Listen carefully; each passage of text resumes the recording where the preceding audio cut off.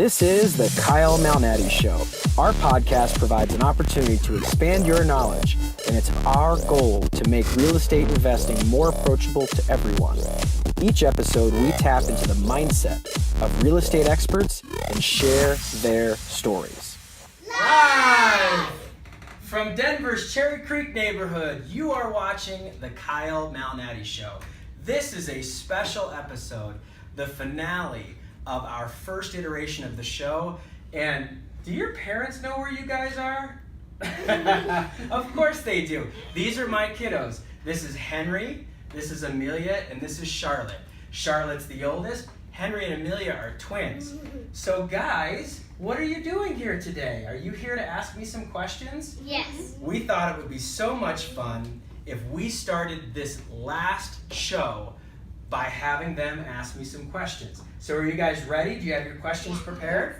Okay, let's go.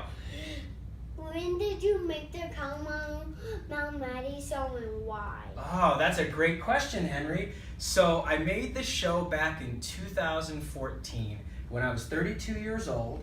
And the reason that we made the show is so that we could connect Daddy's clients with the public. And the whole idea there was that we could demonstrate my knowledge in the marketplace, but that we could also share people's stories. A lot of apartment investors are kind of private folks, and they're very, at times, wanting to stay away from the spotlight. And so what our goal was is to set up this show so that we could share their stories with everybody and create some learning opportunities.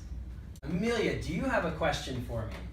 What was your favorite part of hosting the show? Oh, I have so many favorite memories, but I would say that probably my most favorite was getting a chance to sit down with my clients one-on-one and talking about what makes them successful, how they've learned from some of their failures and how they've made mistakes, but they've risen to this point where they've had success. And that's been really fun for me to just see all of the different people that I interact with and share their stories. Again, that's probably been my most favorite part, is just interacting with my clients. Why is this the finale of the Kyle Malnati show? Oh, Charlotte, that is a great question. Thank you for asking it. So we're calling it a finale. We may do the show at some point later, but after 32 episodes, we feel it's time for a much necessary hiatus to the show. So what we mean by that is that the show's not going away forever. You'll probably see some updates from time to time, but what we're trying to do with our family is school's about to start, right guys? We got 2 kindergartners and a first grader. Isn't that exciting?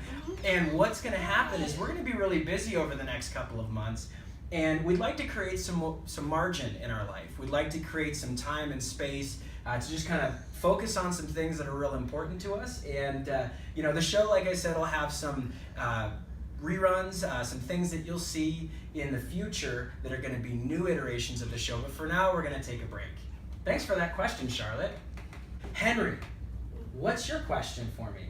Who's your favorite guest and why? Oh my goodness, 32 episodes and you want me to pick a favorite guest? Yes. Oh my goodness, I don't want to make anybody feel bad because they're not the favorite. I would have to say that this episode is my favorite because the guests are my family. My kiddos, and then Courtney is here along with my sister Anna and our producer Carly. This is probably my favorite episode, and it's something we've been thinking about for a long time. We thought it would be a wonderful way to close out this chapter of the show. But I will say that the viewers have obviously voted for a favorite show based on the amount of times they've viewed it. And a couple of the favorite episodes of our show are Ralph Larson and Judd Brown. They were the first couple of episodes where I brought in people to actually interview. And then Bobby Hutchinson has been a wonderful interview. And then our probably longest interview that we did was we did 2 different episodes with a guy named Bo Mankiewicz. One was in Chicago, we were at the National Association of Realtors building, and then one was in Washington, D.C. So those are probably some of the favorite episodes of guests of ours based on how they've watched them. Amelia, what's your next question? What is your most embarrassing moment? Oh no, I don't want to be silly, but probably my most embarrassing moment is I was closing out a show with a gentleman named Darren Schmidt. And we have a mutual friend in the apartment business who's named Darren Everett. And I accidentally closed the show by calling Darren the wrong last name. Boy, that was probably the most embarrassing for me, but Darren had a good time of it. He said, hey, you better record it over again. That was last September, so that was almost a year ago. That was probably my silliest moment. And you know what? We all make mistakes, so, Daddy is just like everybody else. I make mistakes sometimes. What legacy do you want to leave?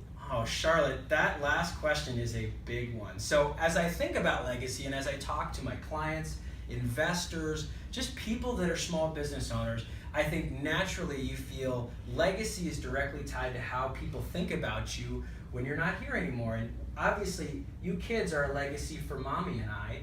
And I think that coming from what I do in business, it's about helping people with finances, it's about helping people with their money, and I think of a lesson that Dave Ramsey taught his kids about money. Now, money's not the point of life, but money is essential to life. It's like oxygen, it's like food, it's like water. Without money, we can't do anything.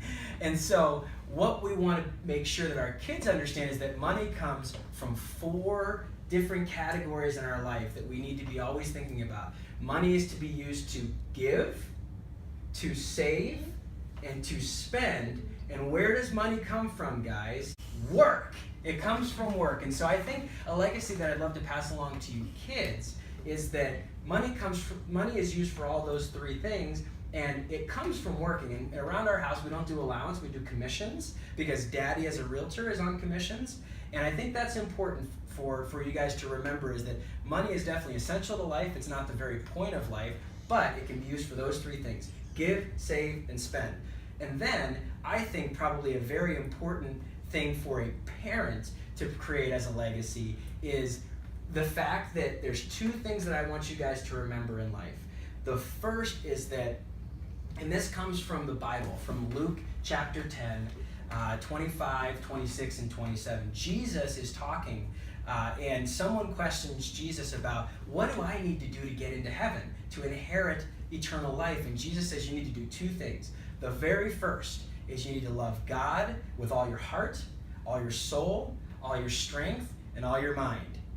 And the second is the golden rule, which I want you guys to remember, is to love your neighbor as you love your very own self. And the golden rule means treat others how you want to be treated. That's exactly right, Charlotte. And so I think that from a legacy standpoint, Mommy and I think of you kids as, whenever we're gone or when you've moved out of the house, we want you to remember how to handle your money very well, very wisely, and obviously, most importantly, we want you to treat others as you would expect to be treated.